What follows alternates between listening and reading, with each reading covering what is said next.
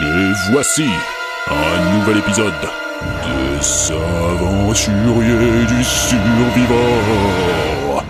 Épisode 7, le téléporteur. Et c'est ainsi que le survivor faisait route vers le système d'Inaro.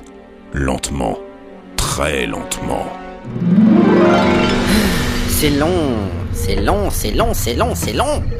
Rectification, c'est très long. Oui, et d'après ce que j'en sais, nous sommes encore loin d'être arrivés. Loin comment? Aucune idée. En fonction de notre vitesse, nous devrions être à même de le calculer. Caporal? Le cadran de vitesse, il est cassé. Ça m'aurait étonné. Il y a des transports commerciaux qui font le trajet depuis la Terre en 8 heures. Mon poussin, tu n'as qu'à descendre de voiture et faire du stop. Tatiana, ce n'est pas drôle. Pour vous, sergent, ça sera lieutenant Sabrovitch. Enfin... Oui, lieutenant Vitch. C'est mon lieutenant ou lieutenant Sabrovitch. L'un ou l'autre, sergent Johnson. Dois-je vous réapprendre le protocole militaire? Oui, enfin, non. Mon lieutenant, lieutenant Sabrovitch. Vous pouvez me tutoyer si tu veux, Tatiana. Oh, zut. Que dit-il? Je ne sais pas si je dois vous le dire. Au point où j'en suis, je peux tout entendre. Dans ce cas, chérie, cesse de fixer mon décolleté de cette façon. Quoi? Mais non. Et pour le droïde? Et d'abord, il n'est pas très réglementaire, ce décolleté. Il parle d'un trajet d'encore 4 semaines, tout au plus. 4 semaines? 4 semaines? Mais ça fait déjà 4 jours qu'on voyage et on s'ennuie à mourir. Oui, il va falloir être extrêmement patient.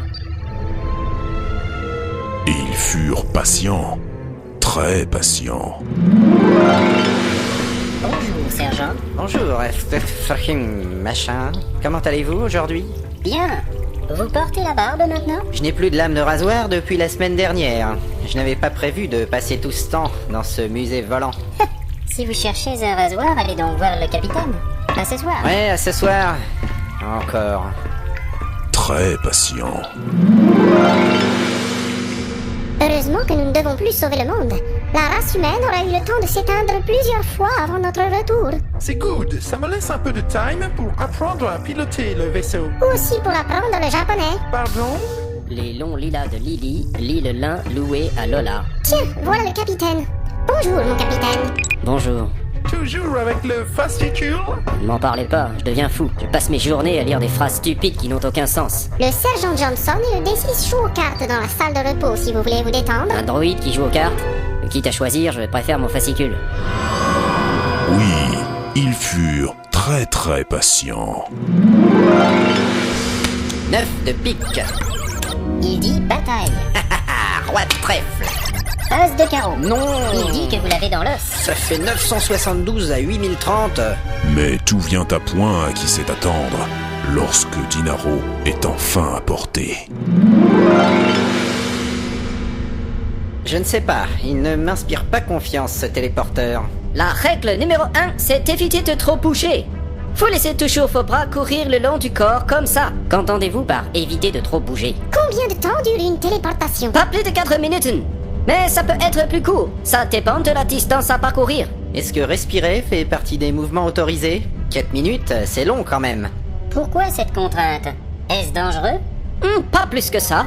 De toute façon, vous ne vous en rendriez même pas compte. Pas plus que ça. Mais qu'est-ce que c'est que cette réponse? Je suis vraiment rassuré.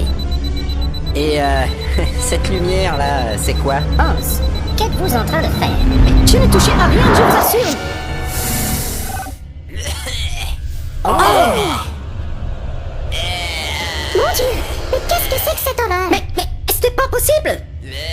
Oh, j'ai du mal à le croire. Une créature humanoïde d'une intelligence supérieure est apparue dans notre téléporteur. Oui, une créature qui pue. Oh, même au travers du plexiglas. Vite, désinfection. Mais c'est un homme tout nu. Ah, ça va. C'est étrange, sa morphologie ne correspond pas du tout à ce qui est répertorié dans ce système. C'est beaucoup trop petit. Attention, il bouge. Il ouvre les yeux. Il tente d'entrer en contact avec nous. Oh pitié, dites-lui de fermer son bouche, c'est une infection. C'est le paradis des nains. Tagazok. Salutations, noble voyageur de l'espace. Paix et guérison sur ton peuple. Merde, je suis tombé chez les elfes. Oh, qu'il est vulgaire. Eh mais je suis à poil. Effectivement, cela dit, il en reste des poils. Pas mal même. Oui, juste ce qu'il faut. Hé, rendez-moi mes fringues, et ma hache, et sortez-moi de ce truc. Il est vraiment très petit, vous ne trouvez pas? Et toi, t'as bien une tête de quiche. Et alors?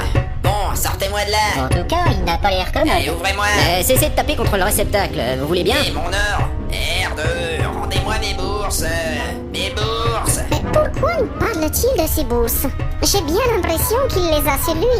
Cessez donc de vous rasser l'œil. Il n'y a pas grand-chose à voir. Comment ça? Qu'est-ce qu'elle dit? Dites, on pourrait pas le renvoyer quelque part avant qu'il ne casse tout? Si, mais où? Putain, mais pyjama de merde. Peu importe, le plus loin possible. S'il reste une minute de plus, c'est nous qui devrons sortir. C'est vrai que ça devient irrespirable ici, on se croirait chez le poissonnier. Mais voyons, Tatiana, maintenant, aucun poissonnier humain ne vend des trucs comme ça. Ça y est, j'ai lancé la téléportation. Comment ça s'ouvre ce truc? Bande de bouffeurs de salade, hein? Putain de merde!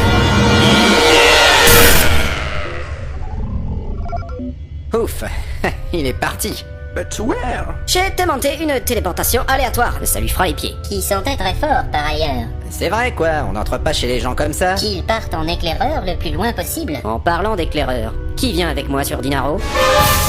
Johnson? Pour ça, il faudrait entrer dans le réceptacle. Oui, on peut difficilement faire autrement. On peut peut-être attendre 2 ou 3 ans que l'odeur se dissipe. Et l'extraterrestre bicéphale? Comment? Oui, vous croyez que je suis le plus qualifié pour cette mission? Peut-être le caporal pourra mieux Eagle? Eh bien, cette histoire de pompe à dessouder... Je vois. Personne n'est volontaire? Très bien, j'irai seul. Hans, préparez le saut. 45 degrés latitude nord, 27 degrés ouest, comme convenu. À vos ordres, mon capitaine. Voici la gomme à mâcher. La gomme à mâcher? Oui, vous devez la prendre pour améliorer la supraconduction. Vous avez bien réussi à téléporter cette chose-là. C'est vrai, mais je ne sais pas où elle a atterri maintenant. C'est un bon argument. C'est un vieux modèle de téléporteur. Vieux? Vous voulez sans doute dire pourri? Le mot est un peu fort. Un peu seulement. Voyons cela. Je ne savais pas qu'on faisait des chewing-gums au-dessous de bras. Et Johnson, vous m'accompagnez, n'est-ce pas? Hans, une autre gomme au-dessous de bras, s'il vous plaît. Non, je plaisantais. Mais pas moi. En route. Non. Voilà pour vous, sergent. Mâchez donc ce truc. Vous m'en direz des nouvelles. Achtung! Ouverture du réceptacle! Dire qu'on croyait que ça puait quand c'était fermé. Bon voyage! Le chewing-gum dégueu plus l'odeur. Des débuts très prometteurs. Je sais déjà que je hais la téléportation. On peut pas dire que le voyage commence très bien. Débranchez-le, je ne veux pas de yaourt. Il a dit un truc important. Quelque chose comme adieu. Je sens que je vais aussi détester la suite. Hans, activation. C'est parti. Vers l'infini et au-delà. J'ai déjà entendu cette phrase quelque part.